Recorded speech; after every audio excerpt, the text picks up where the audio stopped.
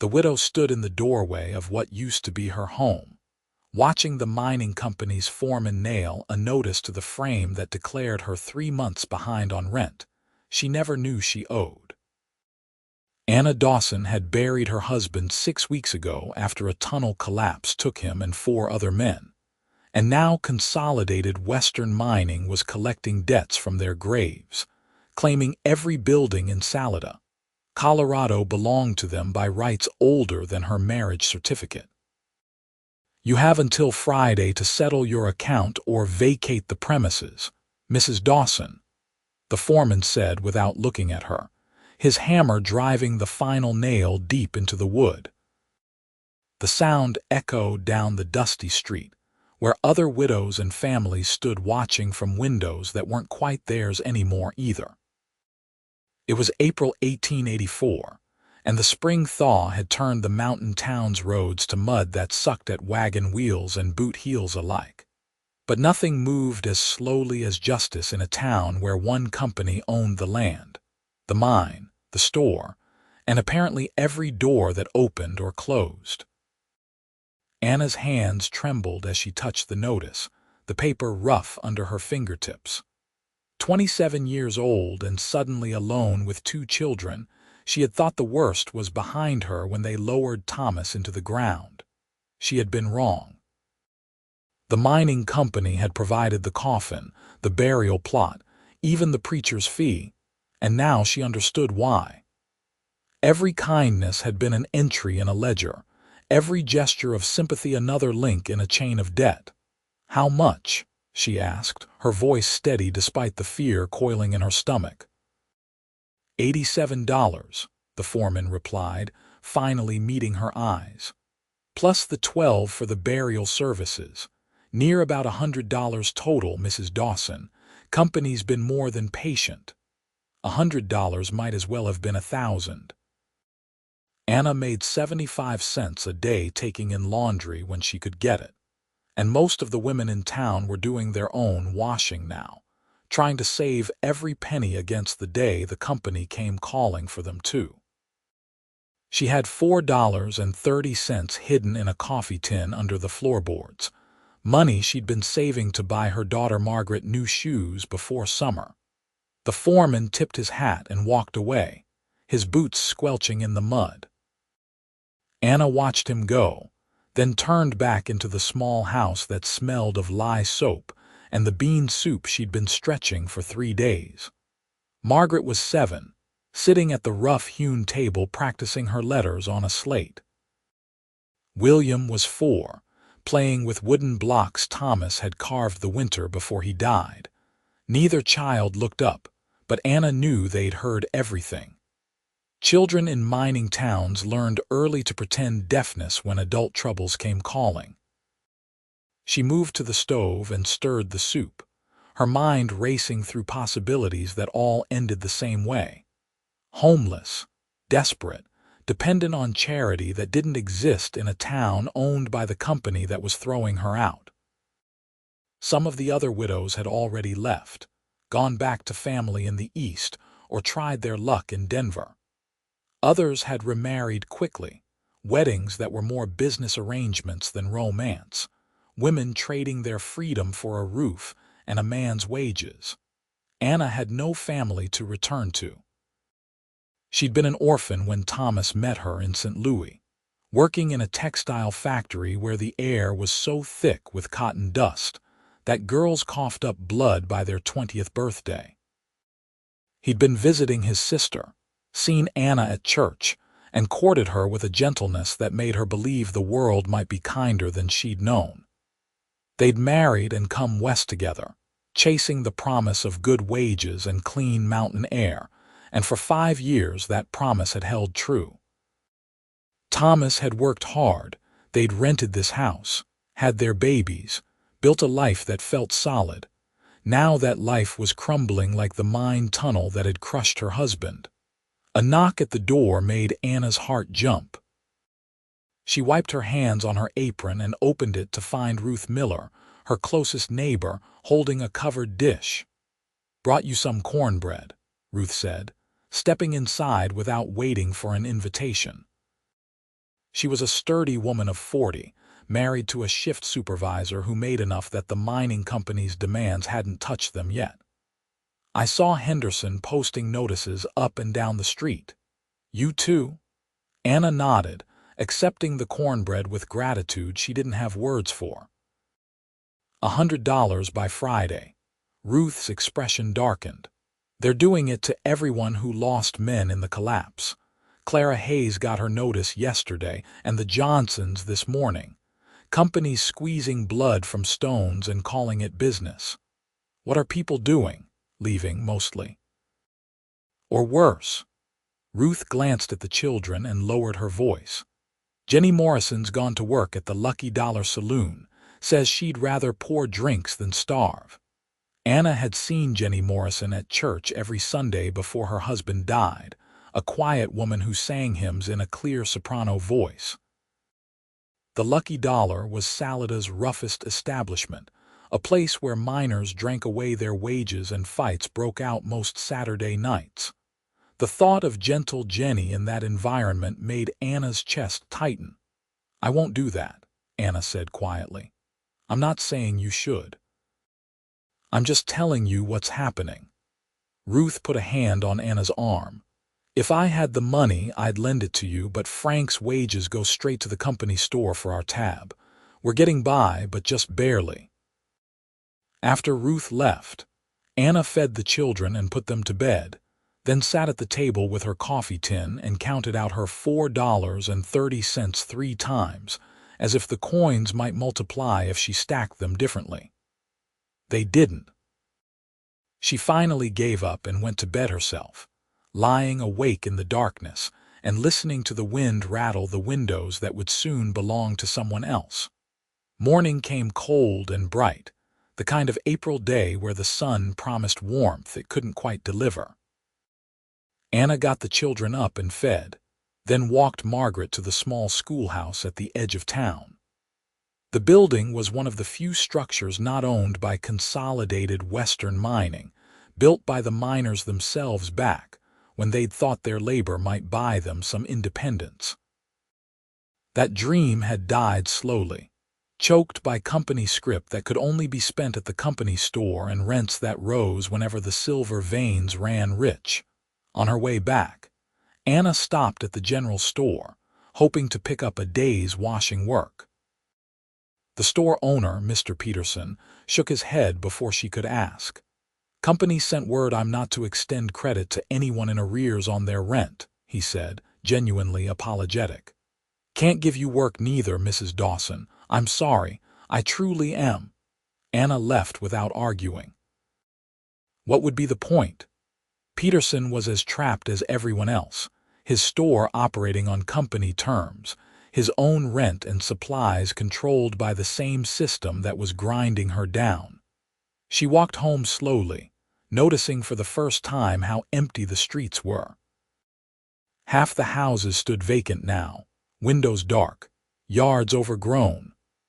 The mine collapse had killed 5 men, but it was destroying a dozen families, and the company was profiting from every loss. She was almost home when she saw a stranger standing in the street, studying the vacant house next to hers. He was tall and lean, dressed in worn denim and a sheepskin coat, with a wide-brimmed hat that shaded his face. A horse stood beside him, a sturdy paint gelding with saddlebags that looked well-traveled. Something about the way he stood, relaxed but alert, marked him as different from the miners and company men who populated Salada. As if sensing her attention, he turned and touched the brim of his hat in greeting. "Morning, madam. Morning," Anna replied cautiously. Strangers weren't uncommon in mining towns, but they usually headed straight for the Lucky Dollar or the company office, not residential streets where widows and children lived. "I'm looking for a place to rent," the stranger said, moving toward her with an easy gait that reminded Anna of the cowboys who sometimes passed through on their way to Railhead. "This house available, you'd have to ask the mining company. They own everything in town. So I've been hearing." He stopped a respectful distance away, and Anna got a better look at his face. He was younger than she'd first thought, maybe 30, with sun-weathered skin and gray eyes that held a directness she found both unsettling and somehow reassuring. Name's Ryder Cole. I'm looking for work and a place to settle for a while. Anna Dawson. She hesitated, then added, the mining company does most of the hiring too. You might try the office on Main Street. I'm not much for mining, Ryder said. Spent enough time underground during the war. I was hoping for ranch work, maybe breaking horses or running cattle. There are some ranches in the valley, but most of the good grazing land got bought up by the mining company. They run some cattle, but I don't know if they're hiring. Ryder nodded slowly, his gaze moving past her to take in the street, the vacant houses, the general air of decline. Town seems to have seen better days. It has. Anna didn't know why she was still talking to this stranger, except that his presence felt like a break in the monotony of disaster, a reminder that a world existed beyond consolidated Western mining's reach. We had a mine collapse 6 weeks ago, lost 5 men. Now the company's collecting debts from the families. Something shifted in Ryder's expression, a hardening around his eyes and mouth. That's a cold way to do business. It's the only business in town. William appeared in the doorway of their house, his small face curious. Mama. It's all right, sweetheart, go back inside. Anna turned back to Ryder. I hope you find what you're looking for, Mr. Cole, if you'll excuse me. She moved toward her house, but Ryder's voice stopped her. Mrs. Dawson, if you need anything, you let me know.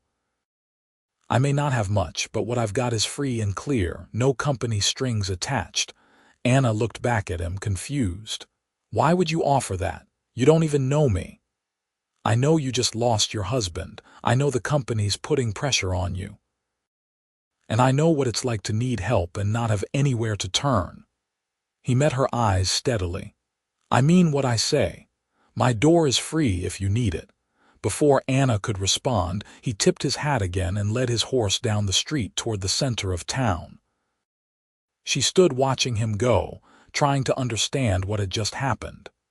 The offer seemed genuine, but in her experience, men didn't give something for nothing, especially not to widows they'd just met. Still, there had been no leer in his eyes, no suggestion of impropriety. Just a simple statement. My door is free. The word stayed with her as she went inside and tried to keep busy with the endless round of tasks that filled a widow's day. She scrubbed the floor until her knees ached, mended Margaret's dress where the hem had torn, played with William, and tried not to think about the notice nailed to her door. But as the sun moved across the sky and the shadows lengthened, the same thoughts kept circling back. 3 days until Friday. No money, no prospects, no options.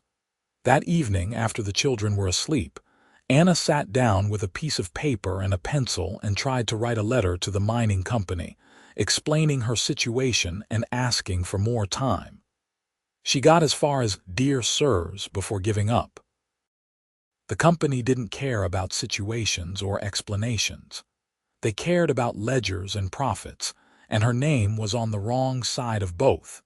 She was putting the paper away when another knock came at the door. This time it was Clara Hayes, one of the other widows who'd received a notice. Clara was younger than Anna, barely 23, with a baby son and no other children. Her husband had been one of Thomas's friends, killed in the same collapse. I'm leaving, Clara said without preamble, her eyes red from crying. Taking the morning stage to Denver. My sister's there, she says she can help me find work. I just wanted to say goodbye. Anna hugged her, feeling the sharpness of Clara's bones through her dress. I'll pray for you, for both of you. Pray for yourself, Anna. This town's dying. The company's killing it, and everyone who stays is going to die with it. Clara pulled back, wiping her eyes. Come with me. We could help each other find work together. I can't. Margaret's schooling and William's so young. I can't just uproot them, not after everything they've already lost. What will they lose when the company throws you out on Friday? Clara's voice was gentle but firm. I know you want to believe things will work out, but they won't. Not here, not with these people. After Clara left, Anna lay awake again, staring at the ceiling and wondering if her friend was right. Maybe staying was just stubbornness, a refusal to admit that Thomas's dream of a better life had died with him. Maybe the brave thing to do was leave, start over somewhere the past didn't press down quite so heavily. But the thought of running felt like giving up, and Anna had never been good at surrender. Her mother had died of cholera when Anna was 6. Her father had drunk himself to death by the time she was 10. And she'd survived the orphanage and the factory through sheer determination not to let the world grind her to nothing. She'd married Thomas because he'd offered her a chance at something better, and she'd built this life with her own hands as much as his. Leaving meant admitting it had all been for nothing. Mourning brought no answers, only more questions. Anna got through the day by focusing on small tasks, washing dishes, sweeping the floor, helping Margaret with her reading. The notice on the door seemed to pulse with malevolent energy every time she passed it, counting down the hours until Friday. Late in the afternoon, a commotion in the street drew her to the window. A crowd had gathered near the center of town, voices raised in argument. Anna left William with a neighbor and went to see what was happening, Margaret trailing behind her. The crowd was gathered in front of the mining company office, where a dozen men stood facing down the company foreman and 2 armed guards. Anna recognized most of the miners, men who'd worked alongside Thomas and now worked in constant fear of another collapse. At the front of the group stood Ryder Cole, his stance relaxed but his voice carrying clearly over the murmurs of the crowd. All I'm saying is, if you're going to charge rent on these houses, you ought to maintain them properly, Ryder was saying. I looked at 3 places today, and every one of them has a leaking roof, loose boards, or a stove that's about to fall through the floor. You're collecting top dollar for bottom quality. The foreman's face was red with anger. These houses are sound. If miners choose to abuse the property, that's not the company's concern. Sound? One of the miners, a big man named Jack Porter, stepped forward. My wife near broke her leg when the porch gave way last month. I reported it, asked for repairs, and your office told me I'd be charged for the lumber. Company policy, the foreman said stiffly. Company theft, someone else called out, and a murmur of agreement rippled through the crowd. Anna felt Margaret press against her side, frightened by the tension in the air. She should take her daughter home, away from whatever was building here, but she found herself rooted in place, watching Ryder Cole stand up to the company with a courage that seemed reckless and admirable in equal measure. Here's what I propose, Ryder said, his voice calm and reasonable. The company agrees to make necessary repairs on the rental properties, and the tenants agree to pay their rent on time and keep the places clean. That's how it works everywhere else. No reason it can't work here. The company doesn't negotiate with employees, the foreman said. You want to live in Salida, you follow Salida rules. You don't like it, leave. That's the problem, isn't it? Ryder's voice hardened slightly. Company makes the rules, owns the houses, pays the wages, and runs the store. No competition, no choices, no way out.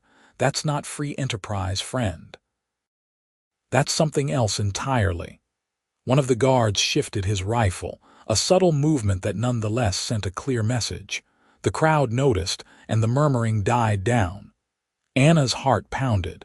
She'd seen this before, protests that started peaceful and ended with blood in the streets. Mining towns had their own form of justice, and it rarely favored the workers, but Ryder didn't seem intimidated. He looked at the guard, then back at the foreman, and smiled slightly. That's an interesting response to a conversation about property maintenance. Makes a man wonder what you're so afraid of. I'm not afraid of anything, the foreman snapped. I'm maintaining order. This meeting is over. Everyone get back to work or back home. The crowd began to disperse, slowly and reluctantly. Anna took Margaret's hand and turned to go, but found herself face to face with Ryder. He touched his hat to her again, that same gesture of old-fashioned courtesy. "Mrs. Dawson, how are you holding up?" "Well enough, Mr. Cole. Though I'm not sure stirring up the company is the wisest course of action." "Wisdom's overrated," Ryder said. "Sometimes you've got to stand up and say something, even if it doesn't change anything, especially then. You might get yourself run out of town, or worse." "I've been run out of better towns than this, madam, and I'm still standing." His eyes moved to Margaret and his expression softened. "This your daughter?" "Yes, Margaret, say hello to Mr. Cole." Margaret bobbed a small curtsy, her manners impeccable despite her worn dress and scuffed shoes. "Hello, sir. Pleased to meet you, Miss Margaret." Ryder crouched down to her level, bringing his face even with hers. "Your mama tells me you're good at your letters, that true?" Margaret nodded shyly. "That's fine. Education's important. You keep at it no matter what happens. Promise." "I promise," Margaret whispered. Ryder stood and looked at Anna again, and she saw something in his face that made her chest tighten. Kindness, yes, but also a deep sadness, as if he'd seen too much hardship and was trying to prevent it from touching others. She wanted to ask him about it, about where he'd come from and why he cared about the problems of a town he'd just arrived in. But before she could form the words, he was tipping his hat again and walking away. That night, Anna made a decision. She would go to the mining company office tomorrow and try to negotiate an extension on the debt. It was probably futile, but she had to try. If that failed, she would swallow her pride and accept Ryder Cole's offer of help, whatever that meant. She didn't trust easily, especially not men she barely knew, but something about him felt genuine in a way that nothing else in Salida did anymore. Thursday morning dawned gray and cold, with clouds hanging low over the mountains and threatening snow. Anna dressed in her best clothes, a navy dress Thomas had bought her 2 Christmases ago, and pinned her dark hair up carefully. She wanted to look respectable, competent, like a woman who could be trusted to repay her debts if given the chance. The mining company office was a squat brick building on Main Street, built to last in a town where most structures were temporary wood. Anna had only been inside once before, when Thomas had first been hired. Then, the place had seemed full of promise, the gateway to their new life. Now it felt like a courthouse where she was about to receive her sentence. The clerk at the front desk barely looked up when she entered. "Help you? I'd like to speak with someone about my account. Anna Dawson." The clerk flipped through a ledger, found her name, and shook his head. "Accounts in arrears, payment due tomorrow, nothing to discuss, please. I just need a few minutes with someone who can make decisions. Mr. Henderson don't see debtors, company policy." Anna felt her face flush with humiliation and anger. "I'm not a debtor. I'm the widow of a man who died working in your mine. The least you can do is hear me out." The clerk looked at her properly for the first time, his expression a mix of pity and irritation. "Look, Mrs. Dawson, I'm sorry about your husband. We're all sorry. But the mine's had 3 more collapses since the one that took him, and we got 20 new widows in the same boat as you. Company can't make exceptions. It's not personal. It feels pretty personal from where I'm standing." A door opened behind the clerk and Mr. Henderson himself emerged, a portly man in an expensive suit that looked absurd in the rough mining town. "What's the commotion, Davies?" "No commotion, sir. Mrs. Dawson was just leaving." "Actually, I'd like to speak with you, Mr. Henderson." Anna stepped forward, forcing herself to meet the man's eyes. About my account. Henderson sighed heavily, the sound of a busy man being inconvenienced. Mrs. Dawson, your account is quite clear. You owe $99, payment due tomorrow by 5 o'clock. If you can't pay, the house reverts to company ownership and you'll need to vacate. That's the agreement your husband signed when he took the rental. My husband's dead, killed working for your company. And the company provided a proper burial, a generous severance of 2 weeks' wages, and extended credit at the store for a full month after his passing. We've been more than fair. Fair would be canceling the debt of a man who died in a tunnel you knew was unsafe, Anna said, her voice shaking with anger she couldn't quite control. I heard Thomas talk about the supports being rotten, about the foreman pushing for more ore even when the conditions were dangerous. Fair would be taking responsibility for killing my husband. Henderson's expression hardened. Those are serious accusations, Mrs. Dawson, unfounded and frankly slanderous. The mine collapse was investigated and ruled an accident. If you continue to spread such lies, I'll have no choice but to take legal action. The threat hung in the air between them. Anna knew she'd gone too far, let her emotions override her judgment. But looking at Henderson's cold, calculating face, she couldn't bring herself to apologize. I see, she said quietly. So this is how it is. The company kills our husbands, then takes our homes, and we're supposed to be grateful for the privilege. The company provides employment and opportunity, Henderson said. What you do with it is your own concern. Now, if you'll excuse me, I have work to do. Davies, show Mrs. Dawson out. Anna left before the clerk could touch her, walking out into the cold morning with her head held high and tears burning in her eyes. She'd known the meeting would likely be futile, but she'd hoped for at least a shred of compassion, some acknowledgement that she was a human being in trouble rather than just a line item in a ledger.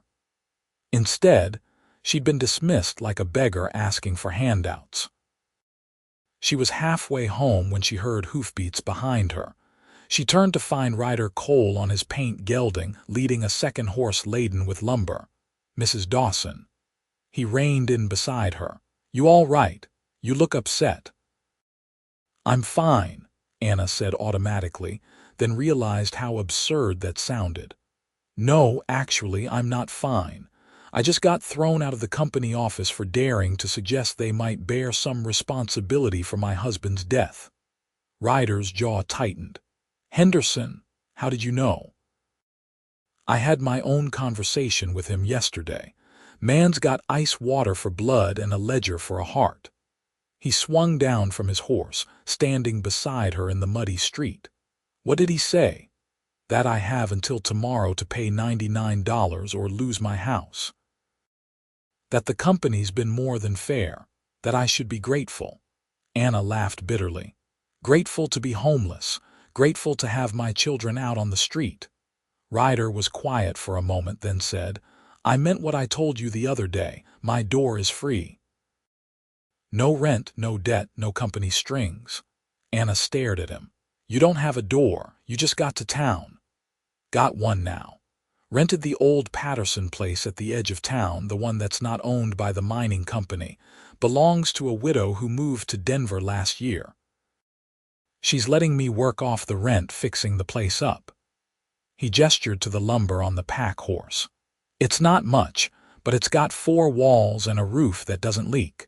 Room enough for you and your kids until you figure out what you want to do. The offer was so unexpected, so genuinely kind that Anna didn't know how to respond. Every instinct screamed that this couldn't be real, that there had to be a catch, something Ryder wanted in return. But looking at his weathered face, his steady gray eyes, she couldn't see any deception. Why? She finally asked. Why would you do that for a stranger?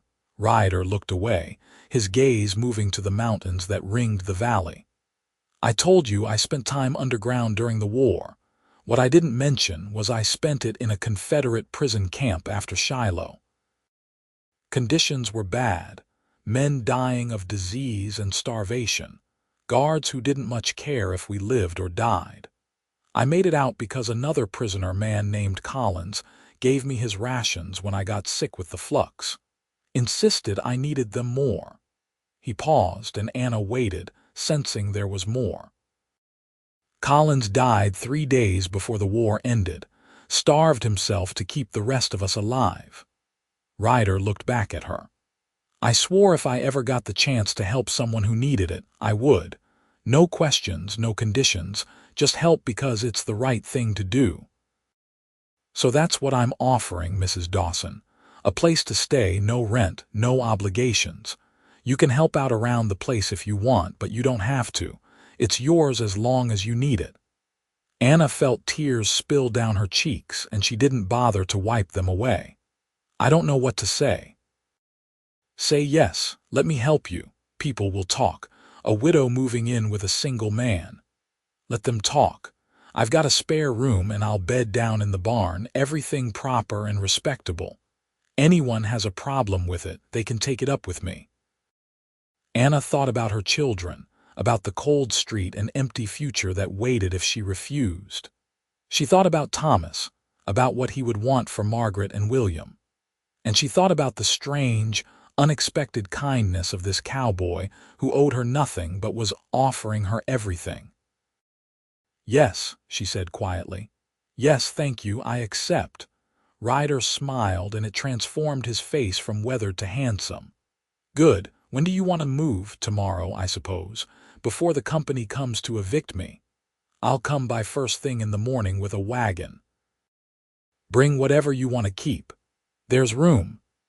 He swung back onto his horse and rode off, leaving Anna standing in the street trying to process what had just happened.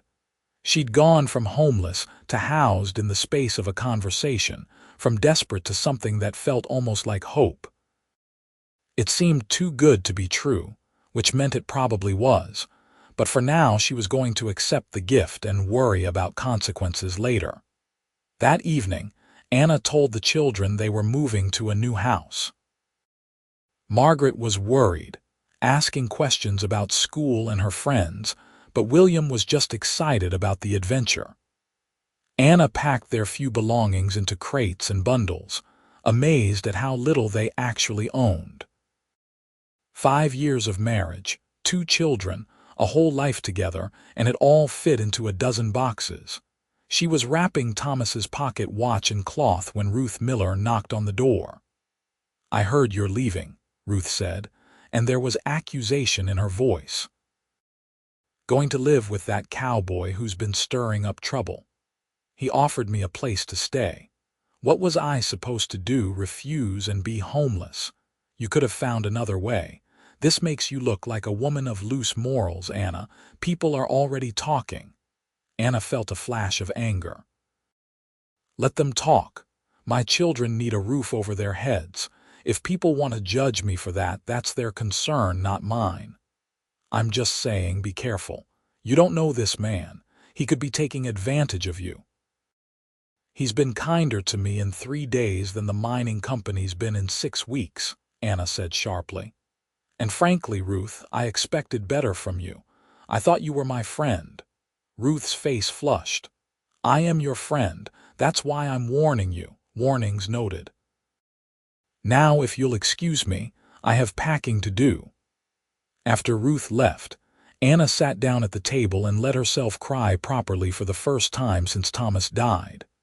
She cried for her husband, for the life they'd built and lost, for the friendship that had just crumbled over gossip and judgment. She cried until she had no tears left, and then she got up and finished packing. Friday morning arrived clear and cold, the threat of snow having passed in the night. Ryder showed up at dawn with a borrowed wagon and his easy smile. He loaded Anna's belongings with careful efficiency, treating her threadbare furniture and chipped dishes like precious cargo. Margaret and William helped, excited about the move despite not fully understanding it. The Patterson place was at the western edge of town. A weathered but sturdy cabin set back from the road with a good-sized barn and a corral. It was smaller than the company house, but it had glass windows and a stone fireplace, and an indefinable quality that made Anna think of the word home in a way the company house never had. Ryder helped her unload, carrying boxes and furniture with strong, capable hands. He showed her the spare room, a decent-sized space with a real bed and a window that looked toward the mountains. "This is yours," he said. "Kids can share for now, but I'm building a partition to give them separate spaces. Should have it done in a week or so." "You don't have to go to so much trouble." "It's no trouble. I like building things. Helps me think." He showed her the rest of the house, pointing out repairs he'd already made and ones he planned to tackle. The stove worked well, the roof was sound, and there was a root cellar for storage. It was, Anna realized, better than anywhere she'd lived since leaving St. Louis. "I don't know how to thank you," she said as they stood in the main room, the children exploring the barn outside. "You don't need to thank me. Just make yourself at home." Ryder hesitated, then added, "I know this is strange, living with someone you barely know. If you want to set ground rules or boundaries, I'll respect them. This is your space as much as mine. I appreciate that." Anna looked at him, really looked at him, trying to understand this man who'd upended her life in the space of a few days. "Can I ask you something?" "Sure." "Why did you come to Salida? You said you were looking for work, but there must be easier places to find it than a dying mining town." Ryder moved to the window, looking out at the mountains. "I've been drifting for a while since the war ended. Worked ranches in Texas, New Mexico, Wyoming. Good work, good people, but I never felt like I was putting down roots. Then I heard about Colorado, about the mining towns in the mountains, and I thought maybe it was time to try something different, settle somewhere, build something that lasts. And you chose Salida. Not intentionally. I was headed for Leadville, but my horse threw a shoe outside town and I stopped to get him reshod. Got talking to the blacksmith, heard about the mine collapse and the widows being thrown out, and it made me angry. Reminded me of things I saw during the war, powerful people taking advantage of those who couldn't fight back. Figured maybe I could help if I stayed. You can't save everyone, Mr. Cole, I know, but I can try to save someone." He turned back to her, his gray eyes serious. "And please call me Ryder. We're living under the same roof. Might as well use first names." "Ryder, then, and I'm Anna," he smiled. "Anna, that's a good name, strong." Over the following days they settled into an unexpected routine. Ryder was up before dawn, doing repairs on the house or working odd jobs around town. He'd taken work with a small rancher in the valley, helping with spring calving, and he brought home wages that he insisted on using for groceries and supplies. Anna cooked and cleaned, took care of the children, and tried not to feel like she was imposing on his generosity. But Ryder made it easy to forget she was a guest. He was unfailingly polite, respectful of her privacy, and genuinely interested in Margaret and William. He carved new toys for William and helped Margaret with her arithmetic in the evenings. He fixed things around the house without being asked, and never made Anna feel like she owed him anything beyond simple courtesy. It was, Anna realized after a week, the most peaceful she'd felt since Thomas died. Maybe longer. Thomas had been a good man, but he'd carried the stress of the mine home with him every night, worried about quotas and safety and making ends meet. Ryder seemed lighter somehow, more at ease with the world despite everything he'd been through. One evening, after the children were asleep, Anna and Ryder sat by the fireplace drinking coffee and talking. It had become their habit, these quiet conversations that ranged from mundane topics to deeper questions about life and loss and hope. "Can I ask you something personal?" Anna said, watching the firelight play across Ryder's face. "Go ahead." Was there ever someone special? A wife or a sweetheart? Ryder was quiet for a long moment. There was a girl in Tennessee before the war, Sarah. We were planning to marry after I finished my apprenticeship with her father. He was a carpenter, teaching me the trade. What happened? War happened. I enlisted, thinking I'd be back in a few months. Turned into 4 years. By the time I got home, Sarah had married someone else. Can't say I blame her. She thought I was dead for most of that time. I'm sorry. Don't be. It was a long time ago, different life, different person. He looked at her. What about you? You loved your husband. Anna considered the question, wanting to be honest. I did. Thomas was kind to me when kindness was rare. He offered me a way out of a life I hated, and I'll always be grateful for that. But if I'm being truthful, I'm not sure I was in love with him. Not the way I imagine love should be. How should it be? I don't know. Something more than gratitude and comfort. Something that makes you feel alive, like the world is bigger and brighter just because that person is in it. She laughed self-consciously. I sound like a romantic fool. You sound like someone who deserves better than settling.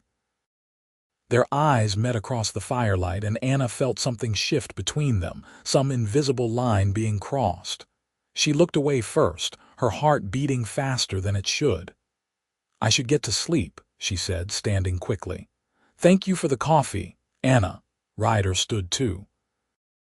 I want you to know I'm not expecting anything from you. This arrangement, it's exactly what I said it was. No obligations. I know. And I appreciate that more than you realize. But lying in bed that night, Anna couldn't stop thinking about the way Ryder had looked at her, the warmth in his voice when he said her name. She told herself it was just loneliness, the natural pull of proximity between two people living in close quarters. But part of her wondered if it might be something more, something that both excited and terrified her. The following Sunday, Anna took the children to church, bracing herself for the judgment she knew was coming.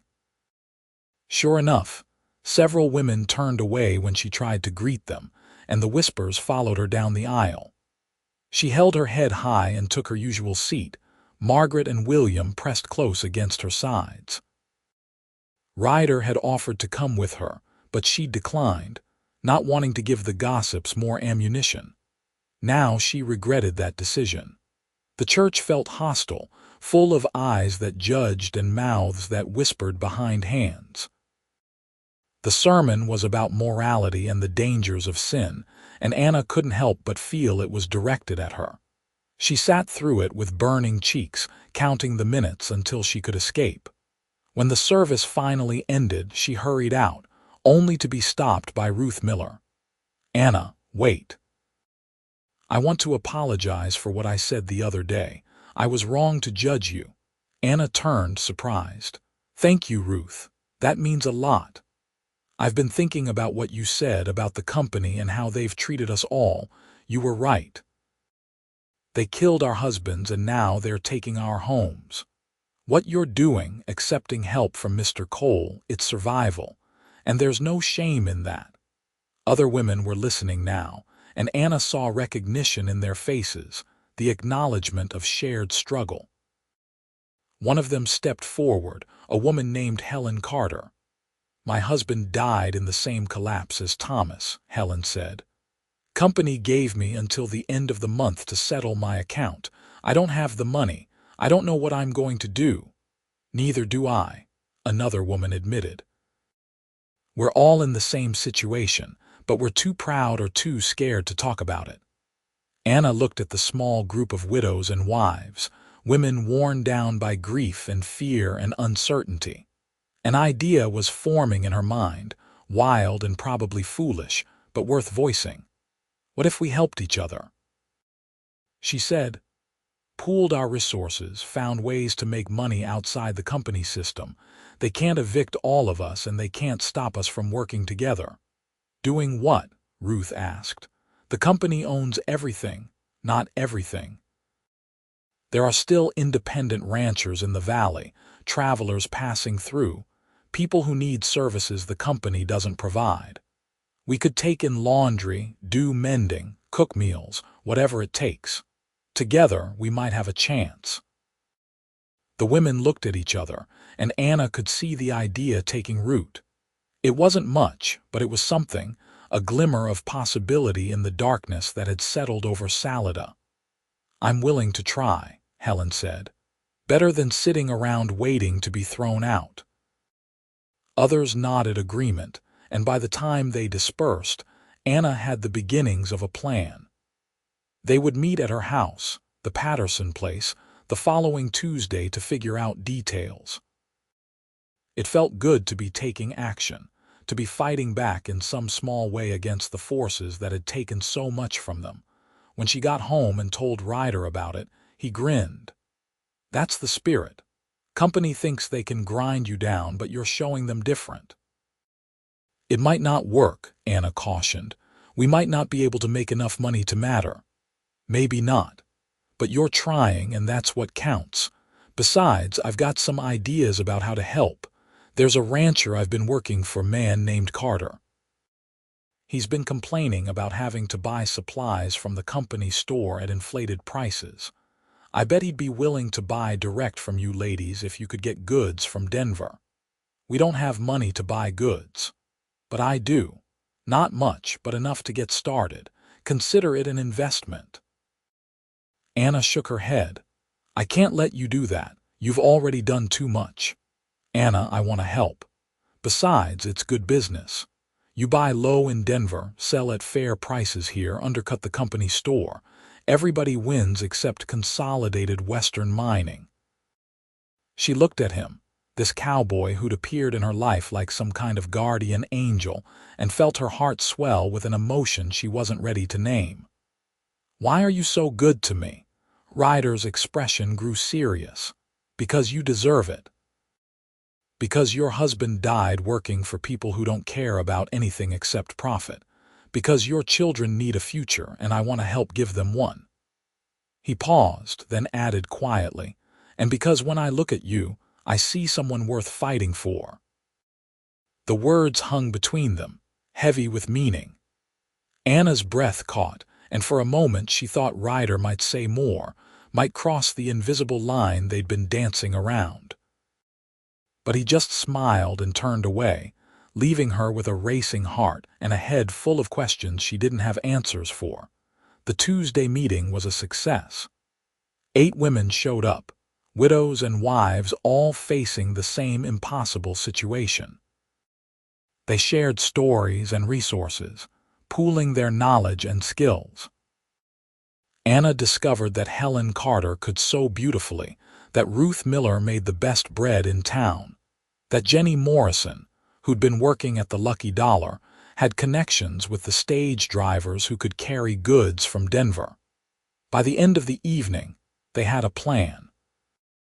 Ryder would front money for an initial order of goods from Denver, cheaper staples like flour, sugar, coffee, and fabric. The women would sell them at prices below the company store but high enough to make a profit. They'd also offer services, taking in washing and mending and baking, building a network of customers among the independent ranchers and townspeople who were tired of company control. It was risky, and they all knew the company wouldn't like it. But it was also necessary, the only path forward that didn't involve starvation or surrender. Ryder was true to his word, giving Anna $50 to send to Denver with the next stage. The money could have bought so many things for himself, but he handed it over without hesitation, trusting her to use it wisely. The gesture moved Anna deeply, this faith from a man who'd known her less than 3 weeks. The goods arrived 10 days later, and the women set up shop in Anna's house, the Patterson place becoming an unofficial general store and community center. Word spread quickly, and soon they had customers, ranchers and miners and townspeople who were grateful for fair prices and friendly service. The company noticed, of course. Mr. Henderson showed up one afternoon, his face red with anger, demanding to know what they thought they were doing. "We're conducting business," Anna told him calmly, standing in her doorway with half a dozen women behind her. "Last I checked, that wasn't illegal. You're undercutting company prices. That's unfair competition." "Competition's only unfair when you're losing, Mr. Henderson. Maybe if your store charged reasonable prices and treated customers with respect, you wouldn't have this problem." Henderson's eyes narrowed. "You think you're clever, Mrs. Dawson, but you're making a mistake. The company has ways of dealing with troublemakers." "Is that a threat?" Ryder's voice came from behind Anna, calm but edged with steel. He'd been working in the barn but had apparently heard the confrontation. "Because it sounded like a threat, and I don't take kindly to men threatening women." Henderson looked at Ryder, recognized the danger in his stance, and took a step back. "This isn't over." "I expect it's not," Ryder agreed. "But you might want to think carefully about your next move. These ladies have friends now, people who'll stand up for them." After Henderson left, the women erupted in nervous laughter, the release of tension. Anna turned to Ryder, grateful and exasperated in equal measure. "You didn't have to do that. I could have handled him." "I know you could have, but you shouldn't have to handle everything alone." Ryder's eyes held hers. "That's what friends are for, Anna, helping shoulder the load. Friends." The word felt simultaneously too much, and not enough for what Anna was beginning to feel for this man. She'd known him less than a month, but he'd become essential to her daily life in a way that went beyond gratitude or convenience. She found herself watching for him in the mornings, listening for his footsteps, seeking out his company in the evenings. She told herself it was just companionship, the natural bond that formed between people living in close quarters. But her heart knew differently. May turned to June, and the business continued to grow. The women paid back Ryder's initial investment and started making actual profit, enough to pay their debts and even save a little. The company retaliated by lowering their prices, but the damage was done.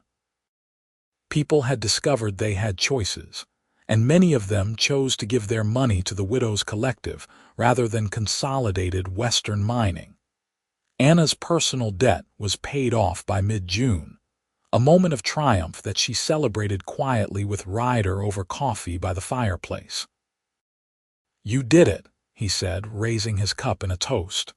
"Free and clear of the company, we did it," Anna corrected.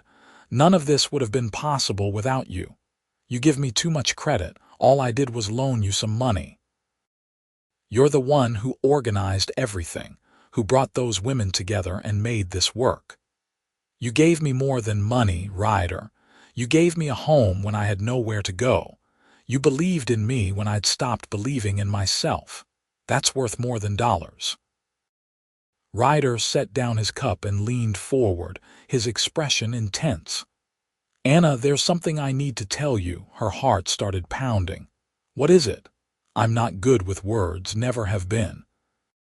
But these last few months, living here with you and the kids, it's been the happiest I've been in years. Maybe ever. You're strong and smart and braver than you know, and somewhere along the way I stopped seeing you as someone I was helping and started seeing you as someone I can't imagine living without." Anna couldn't breathe.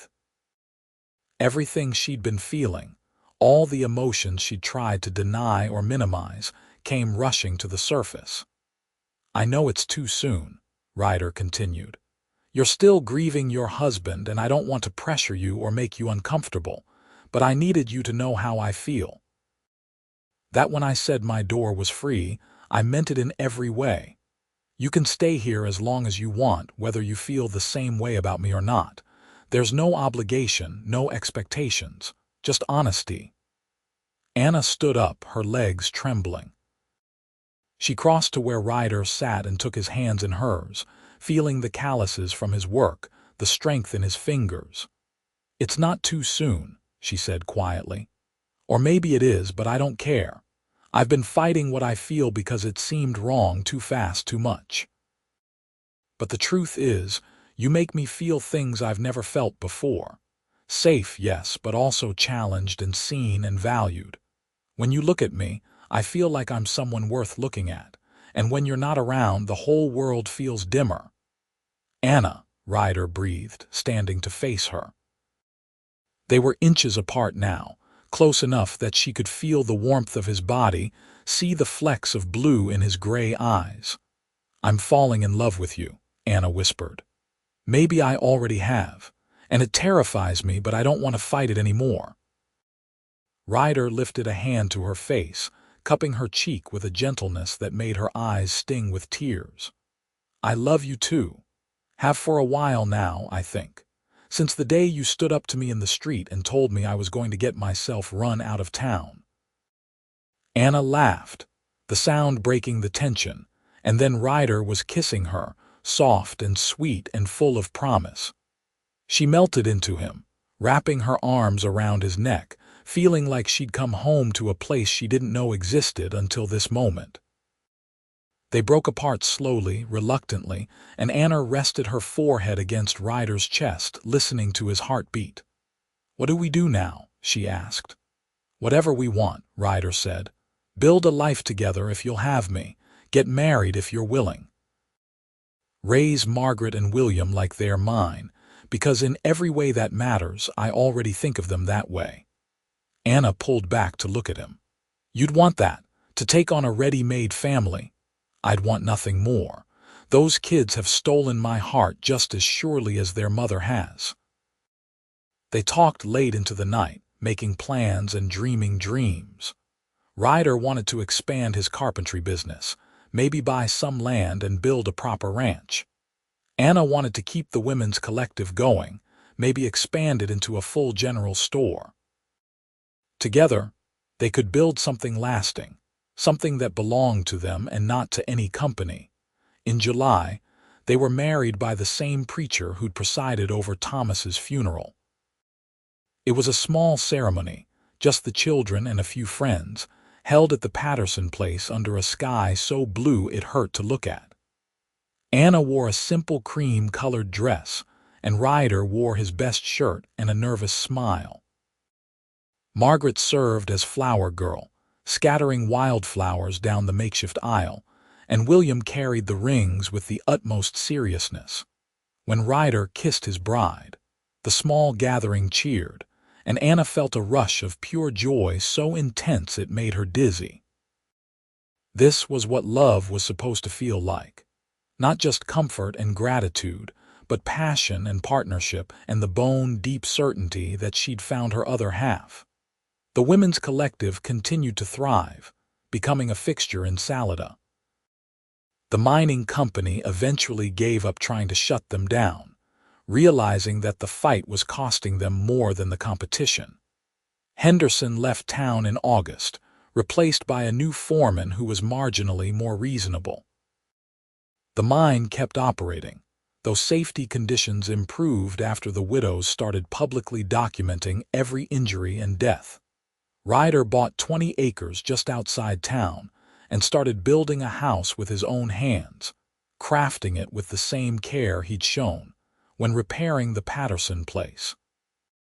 It was a beautiful structure, 2 stories with a wide porch and large windows that let in the mountain light.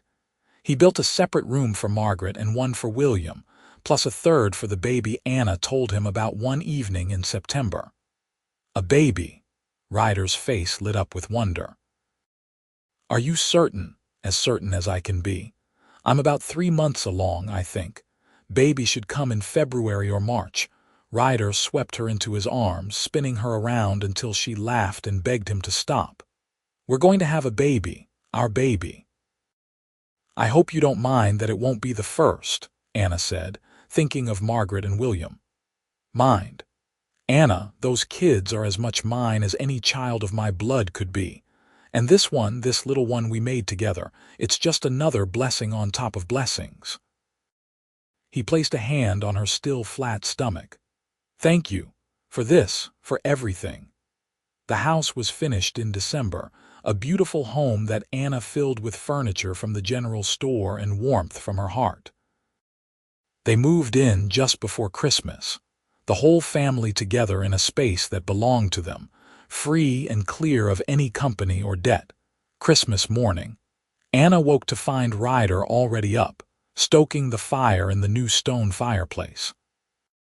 He'd carved toys for the children, a beautiful doll for Margaret and a wooden horse for William. For Anna, he'd made a rocking chair, perfect for nursing babies and watching the sunset over the mountains. "It's perfect," she said, running her hands over the smooth wood. "Everything's perfect." "Not quite everything," Ryder said, and there was a nervous edge to his voice. "There's one more thing." He handed her a folded piece of paper. Anna opened it and saw a property deed made out in her name and his for the 20 acres and house. "I know we're married and it legally belongs to both of us anyway," Ryder said. "But I wanted you to have it in writing. This is your home, Anna. Yours and the children's. No one can ever take it from you, no company, no man, not even me. It's yours free and clear." Anna read the deed through tears, overwhelmed by the gesture. All her life she'd been dependent on others, first the orphanage, then the factory, then Thomas. Now, for the first time, she had something that was truly hers, security that no one could strip away. "I don't know what I did to deserve you," she whispered. "You don't have to deserve love, Anna. It's a gift, freely given, just like my door was that first day." They stood together in their new home, watching Margaret and William play with their presents, and Anna felt a contentment so deep it was almost frightening. She'd lost so much, had her life torn apart by circumstances beyond her control. But from that loss had come this unexpected joy, a love she'd never imagined possible, and a future that stretched out bright and full of promise. The baby was born on a cold February morning, a healthy boy with his father's gray eyes and his mother's dark hair.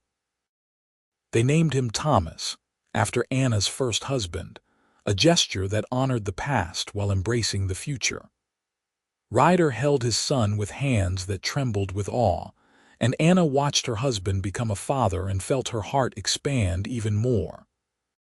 Spring came to Salida with wildflowers and snowmelt, and the town began to slowly recover from the stranglehold of the mining company. More independent businesses opened, including a second general store run by Helen Carter and her new husband, one of the ranchers who'd been buying from the Widows Collective. The mine kept operating, but it no longer controlled every aspect of life in town. Anna's general store became the heart of the community, a place where people gathered not just to buy goods, but to share news and support each other. The widows who'd started it together had all found their footing, some remarrying, others choosing independence, all of them stronger for having survived the company's attempts to destroy them. On a sunny day in May, exactly a year after Anna had first met Ryder in the muddy street, they sat on the porch of their home watching Margaret help William fly a kite while baby Thomas slept in Anna's arms. The mountains rose around them, still snow-capped and magnificent, and the valley spread out green and full of life. "You ever think about how different things might have been?" Anna asked. "If you'd ridden on to Leadville like you planned, if you hadn't stopped to help a widow you didn't know?" "I think about it sometimes," Ryder admitted, "but I can't regret any path that led me here to you. Everything I went through, all the hard years and heartache, they brought me to this moment. So no, I don't wish things were different. I'm grateful for exactly how they are." Anna leaned against him, feeling the solid warmth of his shoulder, and watched her children play in the yard of a home that could never be taken from them. She thought about the girl she'd been in St. Louis, desperate and afraid, who'd married a kind man to escape a terrible life. She thought about the widow she'd been just a year ago, facing homelessness and despair, and she marveled at the woman she'd become, strong and loved and free. "I love you," she said simply. "I love you too," Ryder replied. "Today and every day after." The summer passed in a blur of work and joy. The general store expanded, and Anna hired 2 of the younger widows to help run it. Ryder's carpentry business grew as well, with people coming from as far as Denver to commission his furniture. They were prospering in a way that felt earned rather than stolen, built on their own labor and honest dealing. In August, Anna discovered she was pregnant again, and Ryder's joy was so complete that he picked her up and danced her around the kitchen despite her protests. Margaret, now 8 and increasingly mature, was excited about another baby sibling. William, 5 and full of energy, was less enthusiastic but accepted it with the resilience of childhood. The second baby, another boy, was born in March of 1886, healthy and loud and immediately beloved. They named him Robert, after Ryder's father, and little Thomas, now a year old, was fascinated by his baby brother. Life settled into a comfortable rhythm. The children grew, the business prospered, and the town continued to evolve into something more balanced, less controlled by a single entity. Consolidated Western Mining was still the largest employer, but it no longer held absolute power. Workers had begun organizing, pushing for better conditions and fair treatment. The Widows' Collective had shown that collective action was possible, and miners took that lesson to heart. Ryder became an unofficial leader in the community, someone people turned to when disputes arose or help was needed. He mediated conflicts, organized work crews to help families in need, and stood up to the mining company when they overreached. Anna was his partner in all of it, using her store as a gathering place and her voice as a tool for change. One evening in the fall of 1886, they sat on their porch watching the sunset paint the mountains gold and purple. The children were inside, Margaret helping with the babies while William worked on his letters. It was a perfect moment of peace, and Anna savored it. "You ever miss it?" she asked Ryder. "The wandering life before you settled here?" Ryder considered the question seriously, as he always did. "Sometimes I miss the freedom of it, the not knowing what's around the next bend, but I wouldn't trade what I have now for anything. This, right here, this is what I was searching for all those years. Home, family, purpose." "I feel the same way," Anna said. "There are moments when I remember the fear, the uncertainty of that first year after Thomas died. But even those memories have value now because they led me here, to you, to this life we've built." "The mining company owned every door in town," Ryder said quietly, echoing words he'd spoken 2 years ago. "But I told you my door was free. I meant it then, and I mean it now. Everything I have, everything I am, it's freely yours. No debts, no obligations, just love." Anna turned to him, her eyes bright with tears of joy. "And I freely give myself to you. My heart, my life, everything. You saved me, Ryder, not just from homelessness, but from a life without real love, without true partnership. You showed me what it means to be cherished." They kissed as the sun dipped below the mountains, and in that moment, Anna felt the past and present and future all converge into one perfect point of happiness. The years continued to unfold in a tapestry of ordinary miracles. Margaret grew into a lovely young woman, smart and capable, who eventually went to Denver to study teaching. William became his father's apprentice, learning carpentry with the same dedication Ryder had learned it years ago in Tennessee. Thomas and Robert grew strong and wild, running through the valley with the freedom of children who'd never known want or fear. In 1890, Anna gave birth to their first daughter, a tiny perfect creature they named Sarah, after Ryder's first love. It was Anna's idea, a way of honoring the paths that had led them both to this point. Ryder cried when she told him the name she'd chosen, overcome by the generosity of the gesture. The mining company went through several ownership changes over the years, each new regime slightly better than the last. By 1892, Salida had grown into a proper town with multiple businesses, churches, schools, and a sense of civic pride. The dark days of complete company control were fading into memory, though the widows who'd fought for change never forgot. Anna's general store became an institution, passing eventually to Margaret when she returned from Denver with a teaching certificate and a husband of her own. The store remained in the family, a symbol of resilience and community that would serve Salida for generations. On a warm evening in June 1895, Anna and Ryder celebrated their 10th wedding anniversary with a party attended by seemingly everyone in town.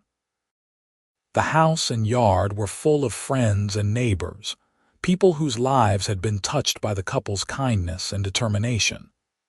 There was music and dancing, food and laughter, and the kind of joy that comes from shared history and mutual respect. As the party wound down and guests departed, Ryder and Anna found themselves alone on the porch once again, watching the stars emerge over the mountains. They were both 40 now, still strong but marked by the years of hard work and raising children. Anna's hair had threads of silver, and Ryder's face was more weathered than it had been a decade ago. But they were happy, deeply and completely, in a way that transcended physical appearance or passing time. 10 years, Anna marveled. It feels like both forever and no time at all. Best 10 years of my life, Ryder said. Every single day with you has been a gift. Even the hard days, when the children were sick or money was tight or we fought about something foolish, especially those days. They proved that what we have is real, not just romance but partnership. We've weathered storms together, Anna, and come out stronger every time. Anna leaned her head on his shoulder, fitting against him as perfectly as she had the first time they kissed. I used to think love was about finding someone who made you feel safe. And you do make me feel safe, safer than I've ever felt, but you also make me feel brave, like I can do anything, be anything because you believe in me. That's because you can, Ryder said simply. You're the strongest person I know. You survived things that would have broken lesser people, and not only survived but thrived. Everything good in Salida, all the positive changes that have happened, they started with you standing up to the mining company and saying no more. They started with you offering me a home when I had none. We started it together, Ryder corrected. And we'll finish together, whatever the future holds. The future held more than either of them could have imagined. Margaret had 3 children, giving Anna and Ryder grandchildren to spoil. William married a rancher's daughter and expanded the carpentry business into a full construction company, building houses throughout the valley. Thomas went to college in Denver and became a lawyer, fighting for workers' rights and earning a reputation as a champion of the common man. Robert became a doctor, inspired by the town physician who delivered him and his siblings. And little Sarah, the surprise daughter born when Anna thought her childbearing years were done, grew up to be a writer, documenting the history of Salida and the women who'd fought for its soul. In 1905, on a crisp autumn day, Anna and Ryder celebrated their 20th anniversary with a quiet dinner at home, just the two of them. The children were all grown now, building lives of their own, though they visited often and stayed close. The house felt almost too big with just 2 people in it, but it was still home, still the place where love lived. 20 years, Ryder said, raising a glass of wine. To the woman who changed my life. To the man who saved mine, Anna replied, clinking her glass against his. They drank and talked, reminiscing about the journey that had brought them from that desperate moment in April 1884 to this comfortable present. They laughed about the early days, when they'd been so careful around each other, dancing around feelings neither quite knew how to express. They marveled at how much the town had changed, how much they'd changed. "You ever wonder what would have happened if the mining company had never tried to evict you?" Ryder asked. "If circumstances had been different," Anna thought about it. "I think we would have found each other anyway. Maybe not as quickly, but eventually. Some things are meant to be, and you and I, we were one of those things. I believe that." "I believe it too," Ryder said. "From the moment I saw you in that street, something in me recognized something in you. Like I'd been searching my whole life without knowing what I was looking for, and then there you were." "There I was," Anna agreed. "A widow with 2 children and more problems than solutions, desperately trying to hold my life together." "A warrior in a widow's dress," Ryder corrected. "Fighting against impossible odds with nothing but courage and determination. How could I not fall in love with you?" They made love that night with the tender familiarity of 2 decades together, and afterward, lying in Ryder's arms, Anna felt a contentment so profound, it brought tears to her eyes. "Are you all right?" Ryder asked, feeling her tremble. "I'm perfect," Anna whispered. "I'm just so grateful. For you, for our children, for this life we've built. I never imagined I could be this happy." "Neither did I," Ryder admitted, "but I'm grateful too. For every moment, every challenge, every joy, it's all been worth it." The years continued to pass, bringing both happiness and sorrow. In 1912, Ryder's health began to decline, the years of hard labor taking their toll on his body. He was 62, Anna was 60, and they'd had more good years together than most people got in a lifetime. Still, the thought of losing him terrified her in a way that nothing else ever had. "I'm not going anywhere yet," Ryder would tell her when he saw the worry in her eyes. "I've got too much to live for. Grandchildren to spoil, a wife to love, a garden to tend. Death's going to have to wait its turn." And he was right for a while. He slowed down but didn't stop, continuing to build things with his skilled hands, mentor young carpenters, and serve his community. In 1915, he completed his masterpiece, a gazebo in the town square built from the finest wood and crafted with such artistry that people came from miles around just to see it. On the dedication plaque, he inscribed, "Built with love for a town that became home and for the woman who made it so." Anna stood beside him at the dedication ceremony, both of them surrounded by children, grandchildren, friends, and neighbors, and she thought about the long journey from that desperate day in April 1884. She'd been so lost then, so certain that her life was over. She couldn't have imagined this moment, couldn't have dreamed that the dusty street where she'd met a stranger would lead to such abundance of love and family and purpose. Ryder lived until the spring of 1918, dying peacefully in his sleep at the age of 68. Anna was beside him, as she'd been for 34 years of marriage, holding his hand and telling him she loved him one last time. When his breathing stopped and she knew he was gone, she felt a grief so immense it seemed impossible to contain. But underneath the grief was gratitude, the bone-deep knowledge that she'd been blessed beyond measure. The funeral was the largest Salida had ever seen, with people coming from all over Colorado to pay their respects to the man who'd helped build their community. The stories people shared painted a picture of kindness and integrity, of a man who'd stood up for the powerless and given freely to those in need. Anna listened to them all, adding her own memories to the tapestry of Ryder's life. After the funeral, her children tried to convince her to come live with one of them, but Anna refused. She would stay in the house Ryder had built, surrounded by memories of their life together. She would tend the garden he'd planted, sit in the rocking chair he'd made for her, and find comfort in the physical spaces he'd created with his own hands. The years that followed were quieter but not unhappy. Anna continued to run the general store with Margaret's help, remaining active in the community until her own health began to fail. She watched her grandchildren grow and welcomed great-grandchildren into the world, each new generation a testament to the love she and Ryder had shared. On a warm evening in June 1925, Anna Dawson Cole died at the age of 73, surrounded by family in the house that had been her haven for more than 40 years. Her last words were, "Tell Ryder I'm coming home," and there wasn't a dry eye in the room.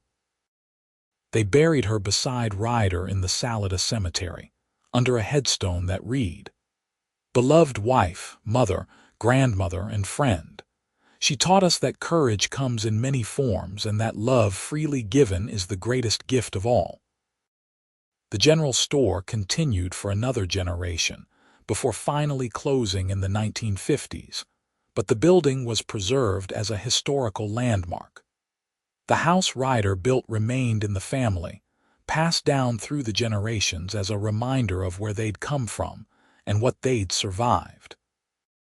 In later years, when historians wrote about Salida and the mining towns of Colorado, they noted the unique resistance movement started by a group of widows in 1884.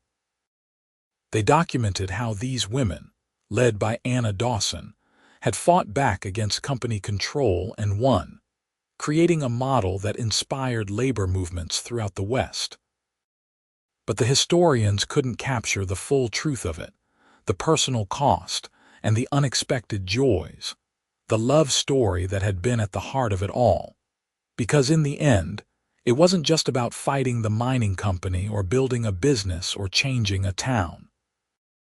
It was about a widow who'd lost everything and a cowboy who'd offered her a free door.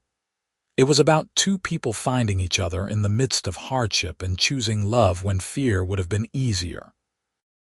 It was about building a life together, one day at a time, with faith and hope in hands joined against whatever the world threw at them.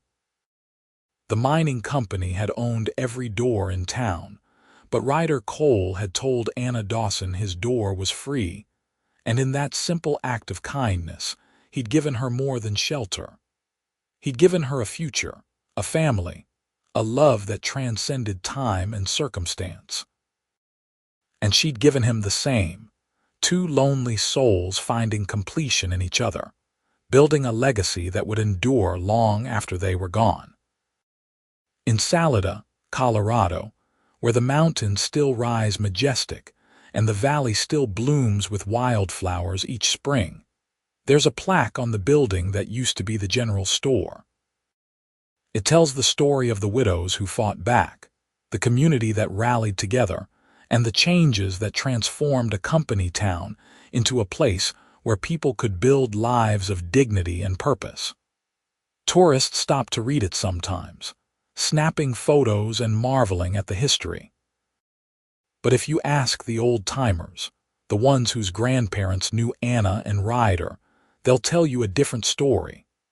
They'll tell you about a love that started with an act of kindness and grew into something that changed not just two lives but an entire town.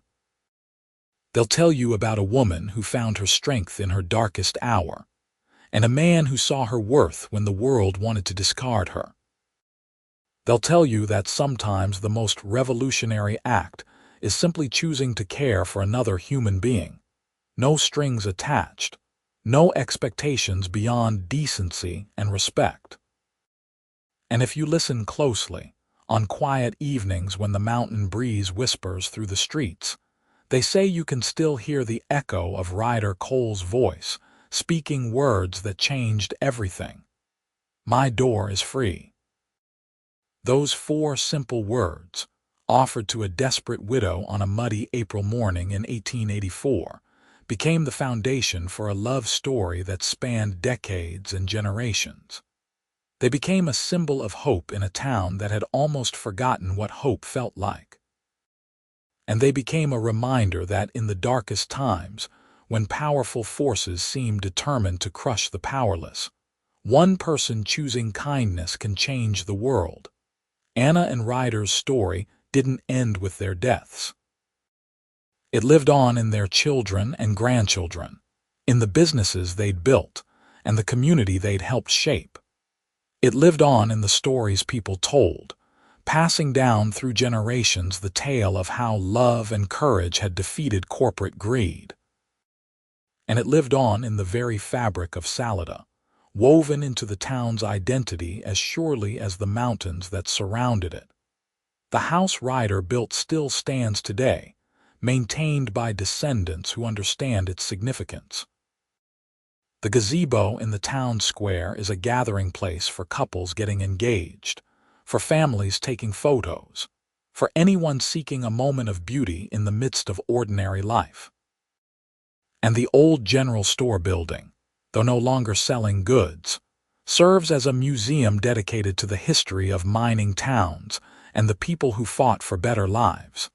In all these places, in all these ways, the story continues.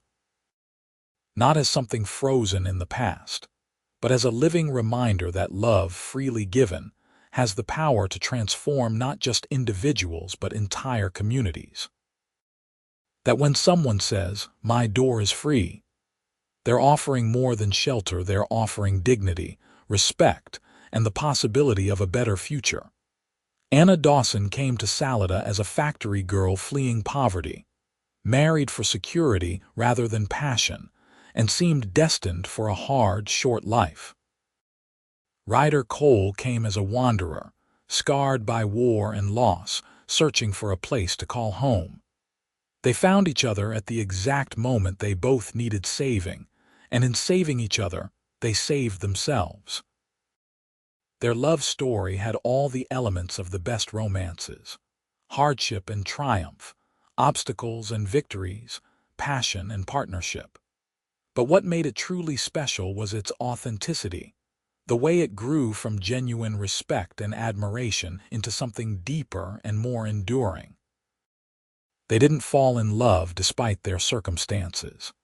They fell in love because of them, because shared struggle revealed character and created bonds that easier times never could. When Anna lay dying at 73, surrounded by the family she and Ryder had created, she looked back on her life with no regrets. She'd known poverty and wealth, despair and joy, loss and love. She'd been married twice, first to a good man who gave her safety, then to a great man who gave her passion. She'd raised 5 children, built a business, changed a town, and lived to see her great-grandchildren born. But if you'd asked her to name her proudest achievement, she wouldn't have pointed to the store or the political changes, or even her wonderful family. She would have said it was choosing to accept help when she needed it, choosing to trust a stranger with kind eyes and a free door, choosing to open her heart to love when grief would have been easier. And Ryder, if he could have spoken from beyond the grave, would have said his proudest moment was seeing Anna in that muddy street and recognizing her need, then choosing to help without hesitation or expectation of reward. Everything good in his life had flowed from that single decision, that one act of uncomplicated kindness toward a woman he didn't yet know would become the love of his life. In the end, their story was simple. 2 people met at the right time in the right place under the worst possible circumstances. One offered help freely, the other accepted it gratefully. And from that beginning, built on nothing more than basic human decency and courage, they created a love that lasted a lifetime and beyond, that changed a town and inspired generations, that proved even in the darkest times, hope and kindness and love can triumph. The mining company owned every door in town, but Ryder Cole's door was free, and Anna Dawson walked through it into a future brighter than anything she dared to dream. Together, they proved that freedom is not just the absence of control, but the presence of love, and that sometimes the most revolutionary act is simply treating another human being with dignity and respect. Their legacy lives on in Salida, Colorado, in the mountains and valleys they called home, in the descendants who carry their names and their values, and in the simple truth they embodied. That one person choosing kindness can change everything. That love freely given is never wasted. And that even when all seems lost, hope can walk through a door marked free and find everything on the other side. This is the story of Anna and Ryder, of a mining town and a movement, of widows who refused to be defeated and a cowboy who stood beside them. But more than anything, it's a love story, the kind that reminds us why we believe in romance and happy endings, why we trust in the power of human connection to overcome any obstacle. They lived, they loved, they built something beautiful from the ruins of despair. And in doing so, they left behind not just children and grandchildren, not just buildings and businesses, but a legacy of hope that continues to inspire everyone who hears their story. The mining company owned every door in town, but love opened one that could never be closed, never be bought, never be controlled. And through that door walked two people who changed the world, one act of kindness at a time.